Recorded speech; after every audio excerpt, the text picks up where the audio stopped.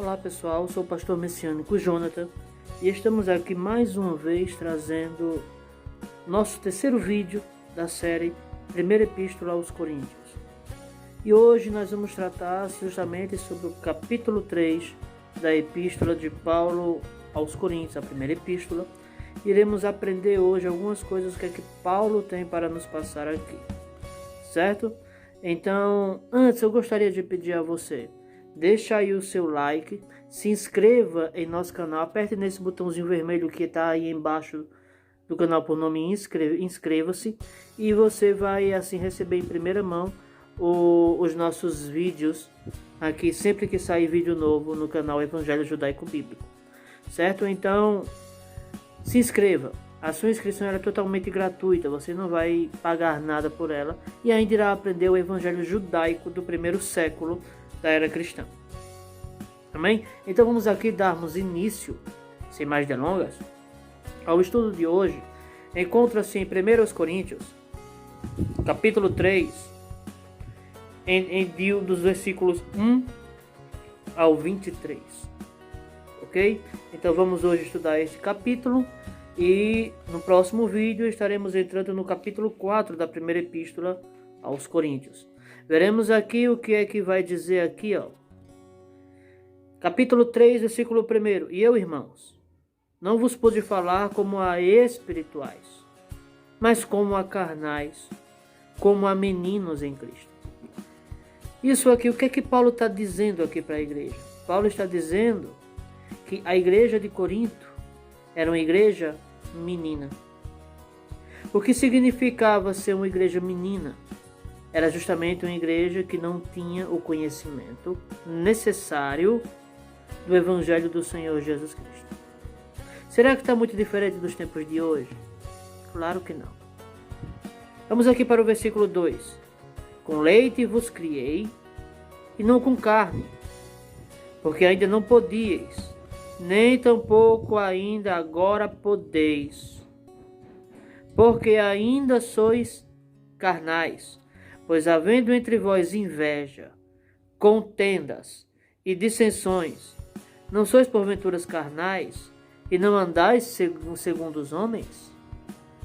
Olha aí, Paulo deixando bem claro que no meio da igreja de Corinto existia inveja, divisões e brigas. Por isso que ele chama a igreja de Corinto de igreja menina. Porque era uma igreja que não sabia pôr em prática aquilo que o Evangelho ensina. Versículo 4.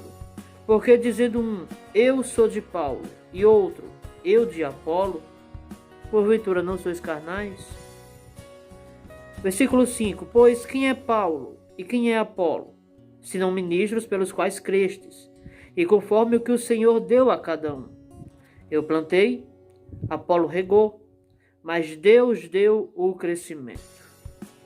Por isso, nem todo o que planta é alguma coisa, nem o que rega, mas Deus que dá o crescimento.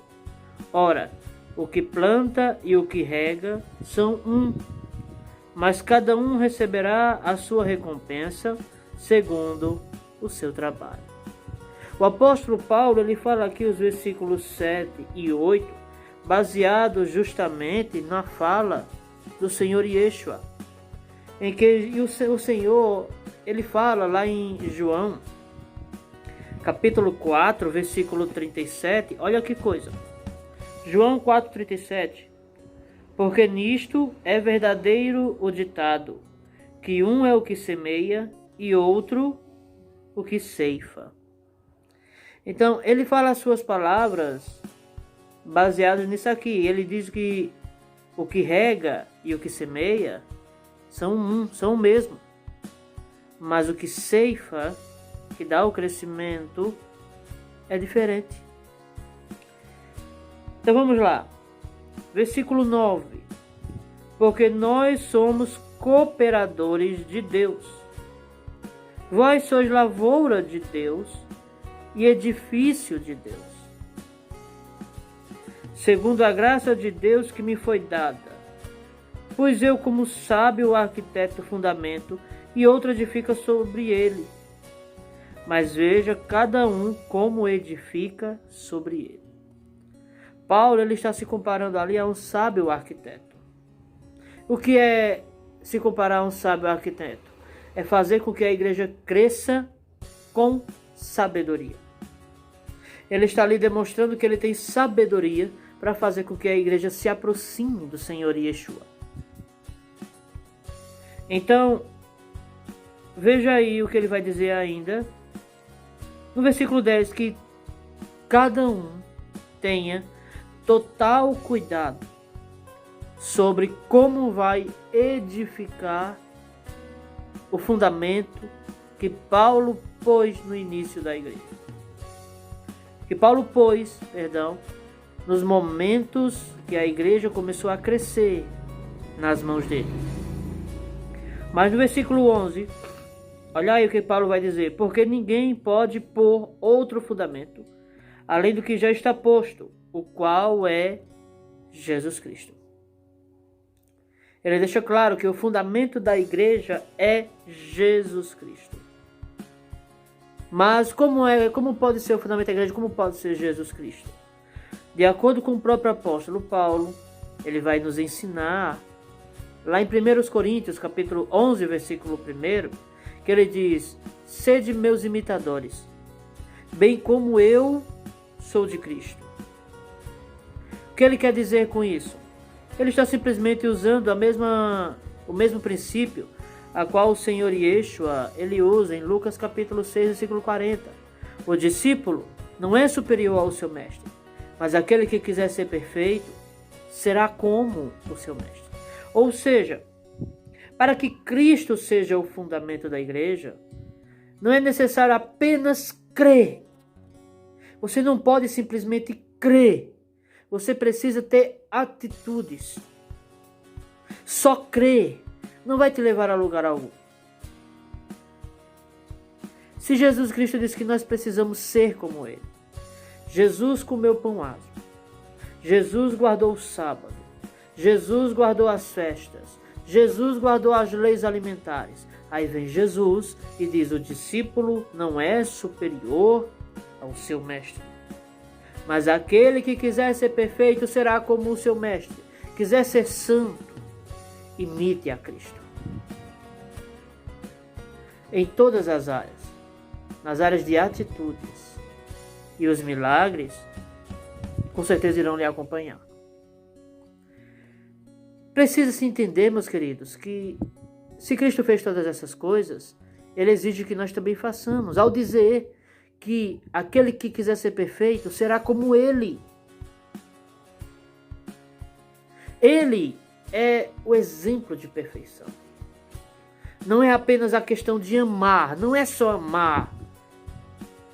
Jesus, ele deixa bem claro em Mateus capítulo 23, se não me falha a memória agora, Mateus capítulo 23, depois do versículo 30,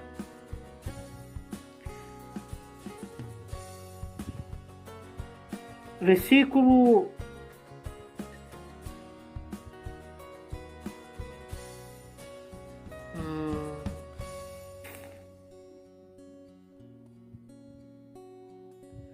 Mateus capítulo 23, o Senhor ele vai falar que o amor é o resumo da lei. Mateus capítulo 22, Mateus capítulo 22, versículo 37, ele diz: Jesus disse-lhes: amarás o Senhor seu Deus de todo o teu coração, de toda a tua alma e de todo o teu pensamento. Este é o primeiro e grande mandamento. E o segundo, semelhante a este, é: amarás o teu próximo como a ti mesmo. Destes dois mandamentos dependem toda a lei e os profetas. Ou seja, de acordo com Jesus Cristo, ele diz que desses mandamentos a lei inteira ela é dependente. Isso é o que? Esses dois mandamentos resumem a lei em si. Não, veja que, preste atenção, esses mandamentos não são a lei em si, é um resumo da mesma. Se você perguntar a qualquer rabino, a qualquer pastor, me fale a lei inteira em poucas palavras. Sabe qual vai ser a resposta? Ame a Deus sobre todas as coisas e ao teu próximo como a ti mesmo. Ponto. Isso é só um resumo. Mas se o próprio Jesus Cristo deixa claro que a lei de Moisés, a lei que os pentecostais amam pregar dizendo que é uma lei cruel, uma lei sem escrúpulos, uma lei que só vem para matar filhos, só vem para destruir pessoas. Aí vem Jesus e diz, a lei inteira depende do amor. Ou seja, até para você fazer por onde cumprir a lei, você precisa cumprir com amor, por amor, não por medo. Porque muitas pessoas podem nem saber, mas aqui não vou entrar nesse mérito agora não. Tem coisas sobre a lei que eu quero falar aqui, mas agora não dá para ser falado. Certo? Então, o que eu quero passar é algo que muitos até podem nem saber, mas que o Evangelho ele nos ensina. O resumo da lei é o amor. Se você guarda o sábado, você guarda por amor. Se você guarda as leis alimentares, você faz por amor. Se você guarda as festas, você faz por amor. Se não tiver o amor, não adianta de nada as suas atitudes. Vamos dar aqui continuidade, 1 Coríntios, capítulo 3, versículo 12. E se alguém sobre este fundamento formar um edifício de ouro, prata, pedras preciosas, madeira, feno, palha, a obra de cada um se manifestará. Na verdade, o dia a declarará. Porque pelo fogo será descoberta, e o fogo provará qual seja a obra de cada um. Se a obra que alguém edificou nessa parte permanecer, esse receberá a recompensa. Se a obra de alguém se queimar, sofrerá detrimento, ou seja, sofrerá dano, mas o tal será salvo, todavia como pelo fogo. Não sabeis vós que sois o templo de Deus, e que o Espírito de Deus habita em vós? Se alguém destruir o templo de Deus, Deus o destruirá, porque o templo de Deus que sois vós é santo. Ninguém se engana a si mesmo. Se alguém dentre vós se tem por sábio neste mundo, faça-se louco para ser sábio, porque a sabedoria deste mundo é loucura diante de Deus, pois está escrito, ele apanha os sábios na sua própria astúcia. Olha a citação, Paulo aqui ele vai fazer a citação justamente do livro de Jó. Ele cita aqui o livro de Jó, capítulo 5, versículo 13. Olha aqui o que ele diz, ó.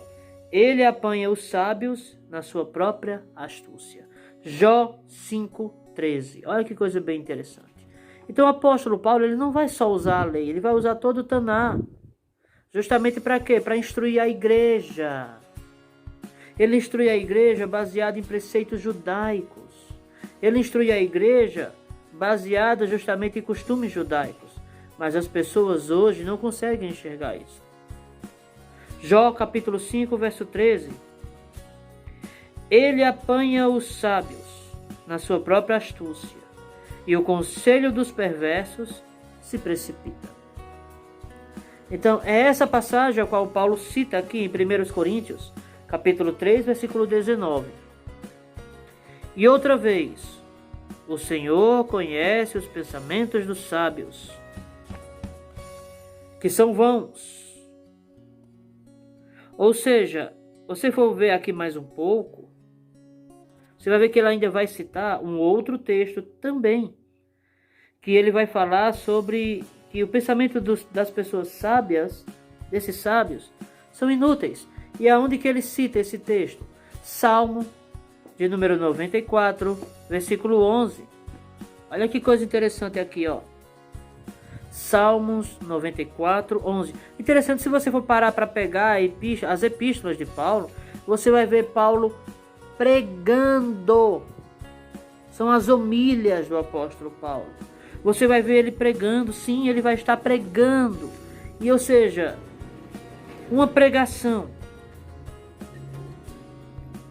que você vê em uma igreja, e você pegar partes daquela pregação, para daquela parte você fazer outra pregação, você vai estar o quê? Deturpando a pregação daquela pessoa para adaptar para aquilo que você vai falar. É o que os pastores têm feito hoje. Os pastores pegam partes das epístolas do apóstolo Paulo e dão o significado que eles bem entendem para aquilo que Paulo fala. Meus queridos, precisamos entender que o apóstolo Paulo, ao falar tais palavras, ele tem todo um contexto ao qual ele está inserido.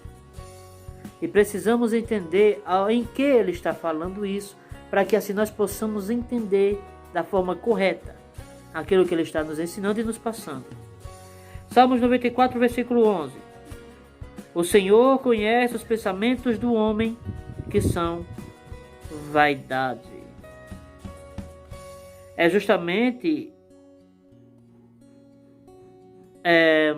esse texto ao qual Paulo cita aqui, no versículo 20 de 1 Coríntios, capítulo 3. Versículo 21. Portanto,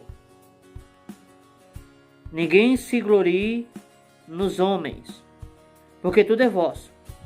Seja Paulo, seja Apolo, seja Cefas, seja o mundo, seja a vida, seja a morte, seja o presente, seja o futuro, tudo é vosso.